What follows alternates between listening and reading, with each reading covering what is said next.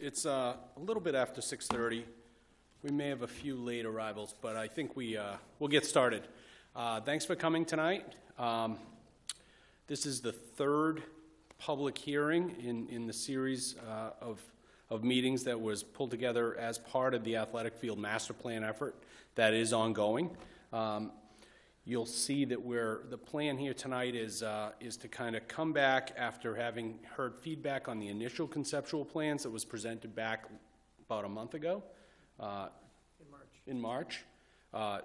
Those plans have been refined in listening to everybody here, listening to the folks at the last hearing, as well as working with the committee. For folks that don't know me, my name's Chris Perkins. I'm with Weston and Sampson.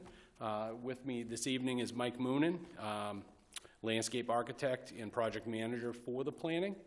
And the plan here tonight was, the expectation was we'd walk through primarily focusing on the changes from the previous planning and the previous conceptual plans, and give everybody an opportunity to kind of hear what has changed, what has evolved, ask questions in this setting. At the conclusion of this meeting, we'll then kind of go a little more informal, kind of shut down the formal meeting, but then everybody will have a chance.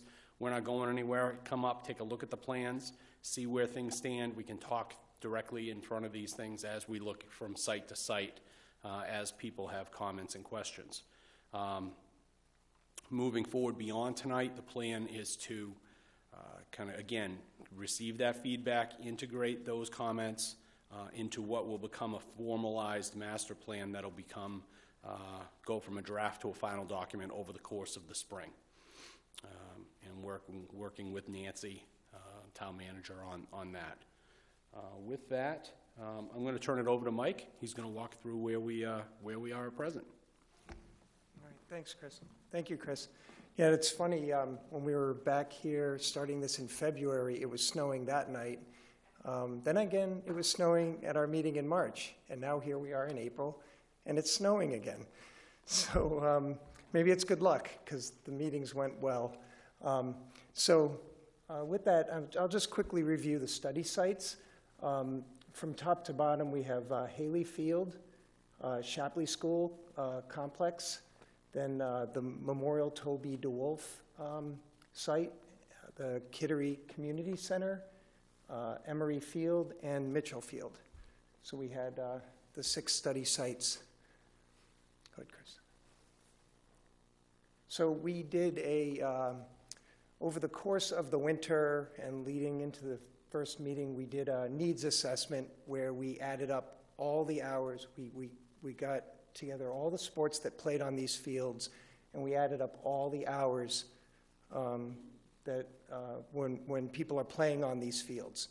Now, these only include programmed hours. They do not include hours that people just play pickup games there or see the fields open and they go and use them, which is probably a rare occurrence because I think they're programmed almost every waking minute.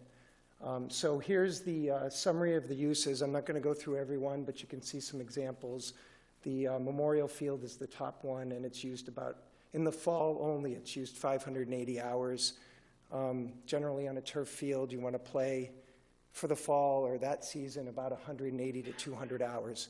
So it's being, just in general, and you can see throughout, a lot of the fields are being used about twice as much as they should be to maintain a healthy turf. So with this, we came up with a needs. The result is the needs of the town. So that's the last column on the right. So you can see it's 1 to 2 multi-use fields, 1 to 2. So it summarizes to be about 2 to 4 multi-use fields, 1 additional small soccer field, 4 small soccer fields, but they could be programmed with those multi-use fields, and then another small soccer field at Emery. And then that chart is just, that's an overall use of all the fields. So the other needs were that they could use 1 Little League field, and you could use 1 new softball field. So with that, I'll go over the sites. You can seeing the program, we tried to fit in with the existing sites, we tried to accommodate the needs of the town. The plan that was put together doesn't fulfill all the needs, but it will potentially satisfy the current use of the town. So the first site is Memorial Field, Memorial Toby DeWolf. That's an existing conditions map. So you could change the field. So at Memorial Field, the main moves, what we did was we pushed forward with what was option 2 from the last presentation. And the two big moves from that concept plan was that we took the baseball field at Memorial Field and pushed it over a little bit to the west and slid it back, because one of the main comments was that we weren't allowing for a practice football field.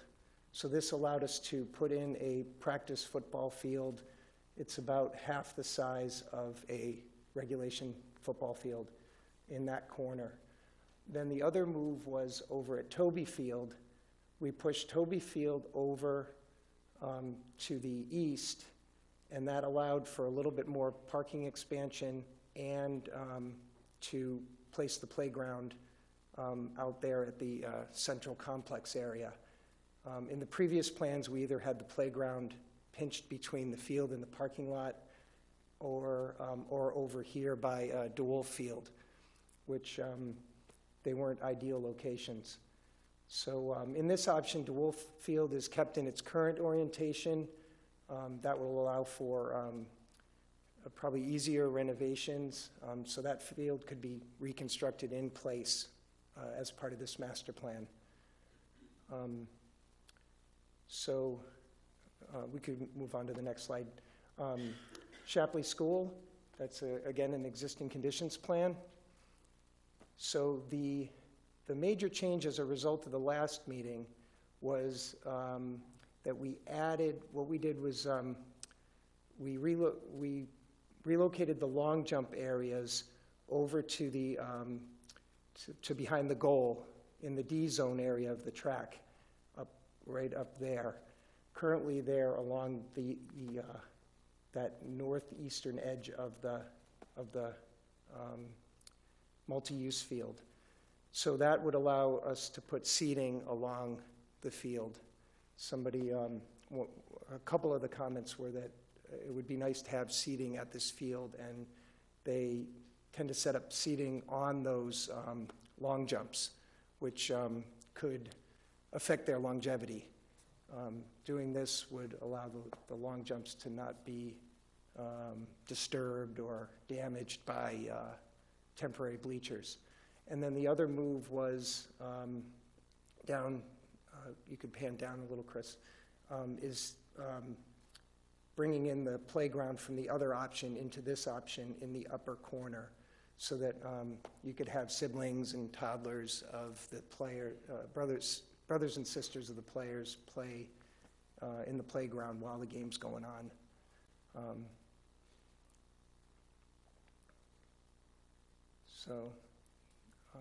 We could do the next slide. So Emery Field, again, an existing map. There was only a minor change here at Emery Field, and it's that we added half-court basketballs overlaid on the tennis courts. So it'll have a dual use. We did not put in a full-court basketball because if you end up with a full basketball, then nobody can play tennis. At least in this situation, you can play half-court basketball and then play tennis on the other side. Then that was the only change there. So the next slide is Haley Field. Since our last meeting, there have been discussions to potentially purchase the land to the north of Picot Road. So it's just in preliminary stages. So we started to show some options for the full-size soccer field, and then we added another U10 soccer field to the left side there. On a previous plan, we had a Little League baseball field there. But with the needs for soccer in town, we changed that to a smaller soccer field. So this would become a very large soccer complex. And then we also are identifying a potential expansion to the south for more fields down there. So we can go to the next slide. Mitchell Field, no real changes from the last presentation. We were just adding the bleachers, adding a little backstop for play, and modifying the field and improving the access. So, next slide. All right, the community center. Sorry. So since the last meeting, we were able to obtain the trail maps at Rogers Park. So we were able to overlay those on the map and show how they would integrate with the new facility. And the next slide, we have an overall of the entire site. So it just shows how the whole complex could read as a terrific recreational access asset and park for the community. So this is the last slide. I could open it up to questions if anybody wants me to review anything again, or we can go back to some of the sites and look at some things in detail if you have questions on them. So, I must add that we need to speak into the microphone so that the people watching us on TV at home can hear.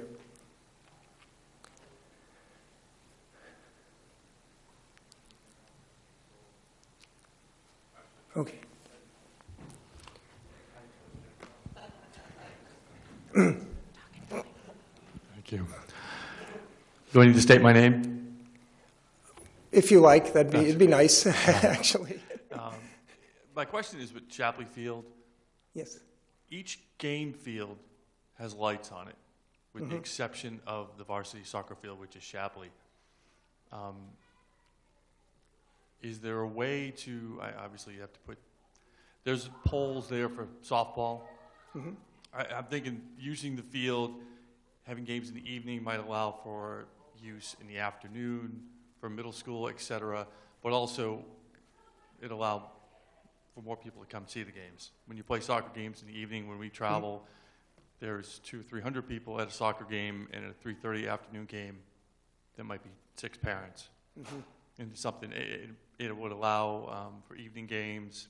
If track and field events ran late, the varsity track team, the middle school track team also uses that, and there are times those track meets go long. Just something to think about.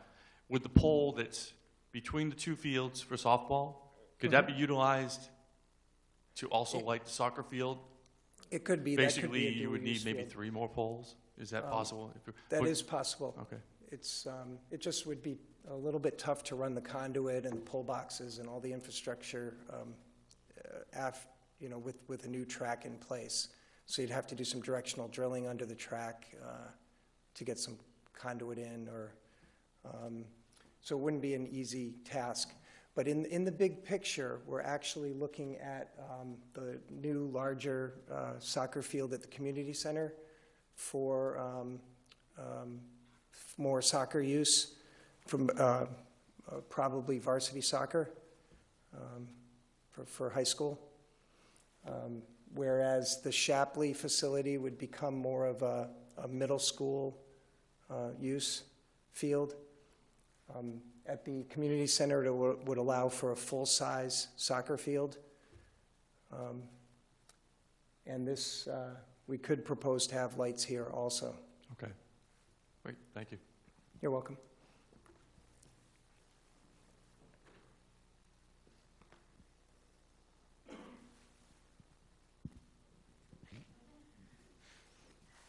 Just curious about how far along you are on getting the property out back for that field. I know there was some discussion the last time we were here about whether or not that property could be used because of some issues with the deed.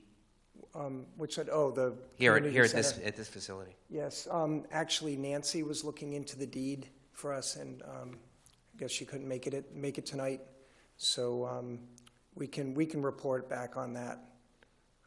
As of right now, we think it's, town use, and they could put a field there. It just might be a question of where the delineation is between the Rogers Park Conservation Area and the community center area.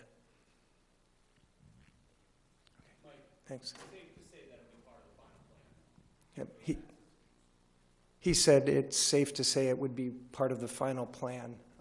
And yes, it is. It will be. Sorry.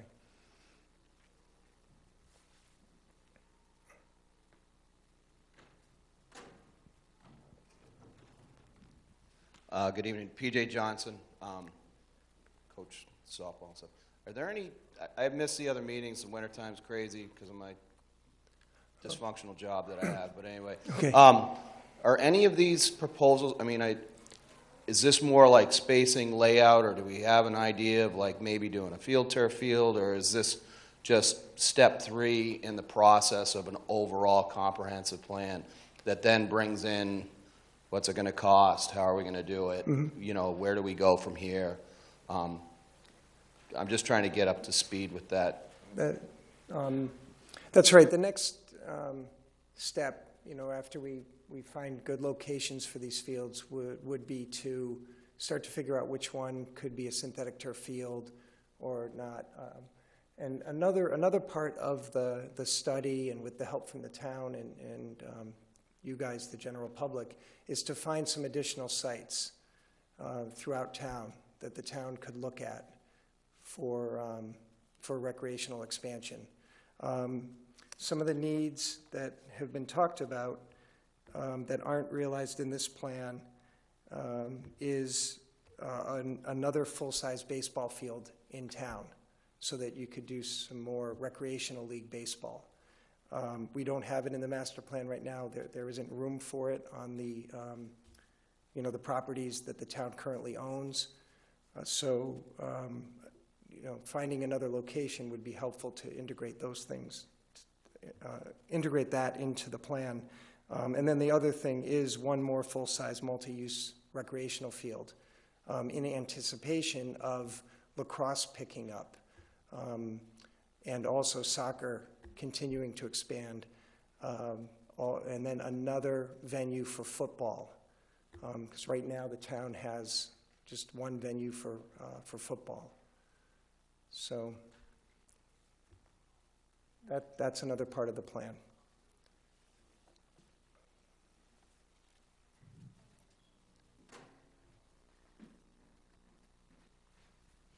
Hi, Christine Tovey, avid sports fan. Parking looks slim. When we run jamborees and tournaments, parking is always an issue. Parking looks slim in all of these, proposals. It is, and it's an Well, issue. we have to fix We were that. actually at, we didn't incorporate it in here, and I think it was just a call out on the plan, was a potential expansion of the parking into that upper area and reducing that seating that we're showing there. So that's one part of the discussion. Right, because when you go to the Marshwood football game, when they're playing York and there are 3,000 people there, Yeah. that's the kind of stadium I think we need. Oh, yeah. We need a stadium that can host that type of event and make the money. Mm-hmm. And Yeah, I don't see that. And that's the occurring. complex that we're looking for, if we can find some land to build a complex that can accommodate that type of activity. So is that also part of this, is there a search going on right now to look for land in town? Or is that part of this committee's, what are they doing about that? Yeah, it is, but we haven't had any recommended sites yet. So it'll be ongoing, that part of it. Now, this is the third meeting of how many more meetings? Like, This was scheduled to be the last public meeting. If the town feels a need for another one, we'd have another one. But what we were going to do after this is have the committee meetings, refine the plans. Interested parties could come to some of those committee meetings. And then we would probably put out a draft of the master plan document that we could get feedback on, and then revise it from there. So we're hoping to have that done by July. So between now and July, we're going to be going through that process. high level, how long? How long until, like, is this a 5-year concept, a 7, 10-year? What are we looking at? That's to be determined. So we've been talking about either a 5 or a 10-year plan. So, I think the timing, yeah, go ahead. the timing is really, that's the question. And timing it equals dollars, and, dollars and land. And so, there will be a plan, that justifies needs, it justifies an approach that makes sense and suits the community. From there now, it comes down to, all right, how does the committee, how does the town want to proceed? What appetite is there to devote that kind of, those kind of dollars to make these things a reality? And the time frame to that is anyone's guess, frankly. It comes down to how that gets adopted. And just a couple more questions. So what's the mood of people? Are people saying, heck, we need this, let's make it happen? Or, hey, I'm not sure, it's going to be expensive? Well, I think you have meetings like this, you get a lot of interested parties that come out, and folks are generally excited that come to these things because they want to see change, they want to see better amenities, they want to see better facilities. How that translates to the town at large, that's always going to be a question. It goes beyond this initial planning piece, and I think there's a process to that as well. Is there a dollar amount?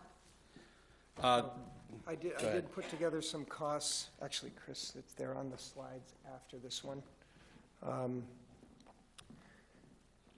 So to give you an idea, what we did was we broke it down by projects. What could be a project at each site. It's actually, should be the next slide. Okay, so for example, at Toby Memorial Field, Memorial Toby DeWolf, to reconfigure, like that Memorial Field area could be one project. So to reconfigure it as we have it shown, it would cost about $825,000. Then the Toby Field reconstruction with lighting, so that could be done conceivably as an isolated project. That's $425,000, and so forth. You see, to construct the parking area, it's $250,000. A DeWolf renovation with lighting is about $400,000. The maintenance building and some of the other access drives is about another $125,000, and roughly $100,000 for a playground, depending on how elaborate you want to get. And I do have the other sites too, if you want me. I can run through them kind of quickly if everybody like to see. Which one is this? Oh, Shapley. Probably the least expensive of the renovations to get some really good bang for the buck is the softball field renovation, and adding the lighting is about $180,000. And then the renovations at the multi-purpose field and playground, including that access pathway, is about $160,000. Which one's next? Emery Field, and this is one that we kind of think could be done pretty easily right away, is constructing those soccer fields.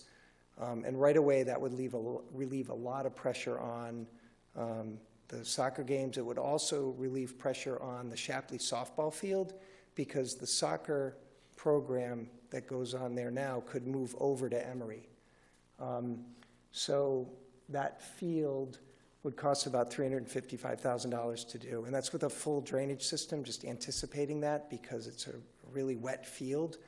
And without doing any testing or feasibility study, we're anticipating the drainage need. And then so forth, like the tennis courts, the playground and the parking, $350,000, and then the restroom facility, $200,000.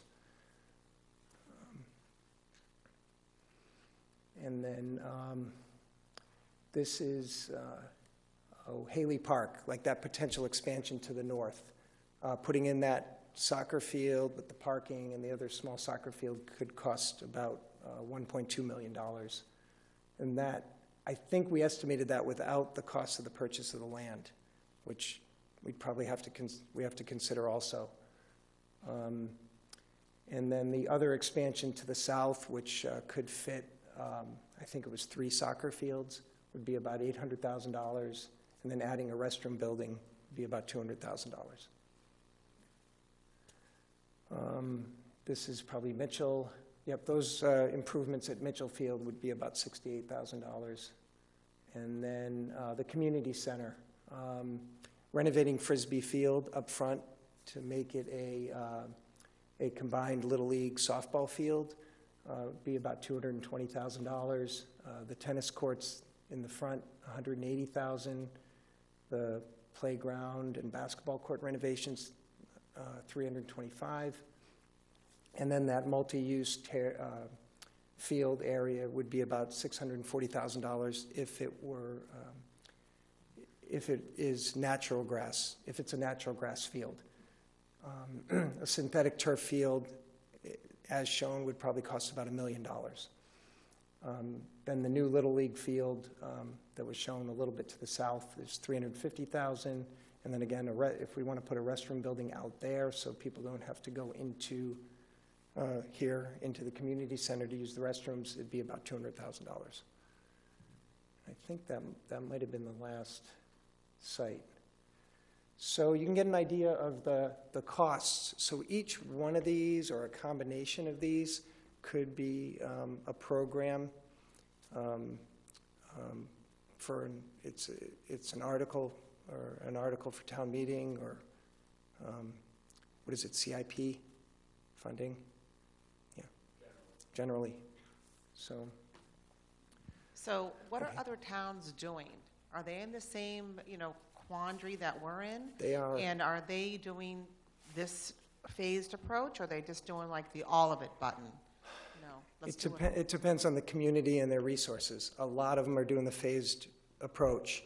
And part of the reason they're doing the phased approach is because then they can make use of the other parts of the facility while one part's getting rebuilt.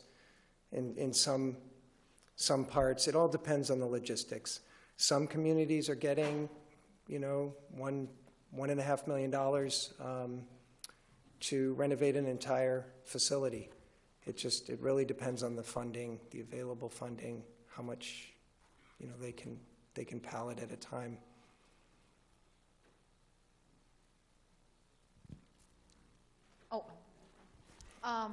I missed forums 1 and 2, so this may have been brought up. But so right now, Kittery is in the middle of a contested grassroots campaign just for $70,000 for the school system.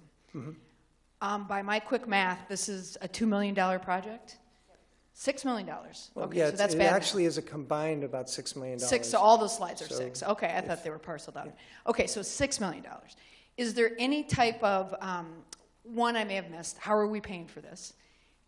Is there some type of campaign underway, like some other campaign that you guys are working on to try and get support, any grassroots support? Are you looking at other sponsorships, or how are you funding it? Yeah. Bottom line is that this is, now that we have numbers, now it's up to the town to decide how you proceed. That's it. There is no, at this point, the goal here is to understand what are the needs, how would you get there, and how much might those things cost. From here, the general approach in town is is either a committee, a department, advances through the capital improvement program, working through town council, working through the town manager to figure out how do you tackle these things. And I think the community center is probably the best example of that, of how the town was able to utilize $5.5 million and bond that amount to do what we have here today. projects have been supported by the town, but obviously, we're talking about large sums of money, and coming on the heels of other capital projects, there's going to be bonds this spring. So all that has to be kind of recognized, but I think the town generally has shown the desire to fund projects that the populace wants and is asking for. So there's always, no question, recognize fully, school department, town needs, municipal needs. Everybody has needs. Nobody has $6 million sitting around in a reserve fund to go towards things like this. So you need to think long and hard about how you tackle something like this. How is it phased, and how do you get the support so that you can move forward? And I think to me this is the key first step, because you now have a plan to move forward off of, and now from here you figure out what's next. And it speaks to all the things that you asked: public-private partnerships, anything else that can come along the way, sponsorships, you name it. Are there state bonds available, or any funds from the state somehow, or it's purely? There are limited grant funds available that we've helped other clients secure, but I don't think we have any examples where they approach this kind of money. It helps. It makes a dent on occasion. It's a competitive process like every grant across the country. But there are some very limited federal programs, and those will be spoken to in the plan as well.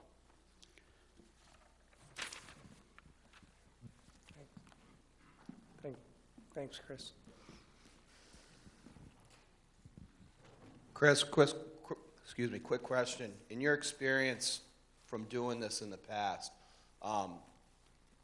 was having a conversation with a colleague of mine who was part of when Portsmouth kind of did the same thing over at the high school when they kind of renovated that. What's helping them out is they have kind of embraced sort of a joint venture thing where they're, able to use their facilities and get resources from other sports agencies. When we were talking about doing this building and teaming up with York Hospital, there was a lot of pushback on it, whereas as we move forward, are there any resources out there, and would there be a kind of a guideline to bring that to the table to facilitate that? And what have you seen out on the street? I mean, you see Seacoast United growing. Mm-hmm. They're up in that field house in York. They've kind of outgrown themselves there. And there's not only is it them, but there's other groups out there. And if I don't know something, I'm going to ask, how do we find that information so when it's time to put this together, we got that available? Frankly, most of our projects on behalf of municipalities don't have those kind of partnerships. And no question, it was during one of the iterations of the KCC and what the community center became, that was a possibility. It became a source of consternation, and ultimately didn't translate to what the town moved forward with independently. But there are absolutely, I think there's been no better time for those kind of discussions to take place, given the specialty sports landscape that we all know about at this point, and we all embrace, and we all fund, and we're all part of. The specialization and the industry that has kind of come about as a result of this kind of thing, whether it's Seacoast United, soccer, baseball, any number of different endeavors. And I think those are conversations that I think that as you move forward, I think the committee would absolutely should be motivated to have those conversations. Also with the lighting as well, all of a sudden now you're bringing in, okay, now we have the potential for men and women leagues after hours. Once again, here comes. I'm sorry. I got 3 kids. I talk loud all the time, and I work on a boat, so. But you know, when you think about it, once, with these additions, there is a potential, once again, men's leagues, and especially when we're out of school, summertime, vacation time, so on and so forth. When you had your, and that was the first thing I thought of when you documented, you know, what type of hours are we putting on our fields? You know, it's like, do we take it? What could we potentially be doing, and where is there the possibility of recouping funds, not even if it's through a membership for these leagues or whatever, through the rec department, whoever is the facilitator on it. Okay. That's a great point. Thanks, PJ. I think And absolutely. I was going to say one issue with that is that actually the fields as planned now would meet the needs of the town, so they'd already be fully programmed by the current activity of the town. So if you partnered with somebody else, there really wouldn't be time available on those facilities for the partner. We were talking about that a little bit with maybe a multi-use indoor complex that's publicly or privately funded. In that case, it possibly could be split between a private entity like Seacoast United and the town. But that would be a different venue other than the study sites.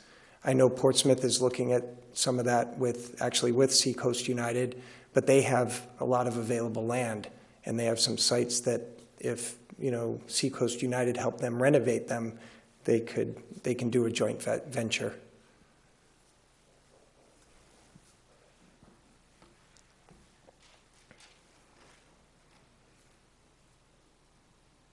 So if there are no more questions, we can continue the discussion up front and look at the plans and talk about some details in a more informal setting. And I can conclude the formal portion of the evening. I just want to make sure there are no more comments or questions. Okay, well, thank you. Thank you for coming out tonight.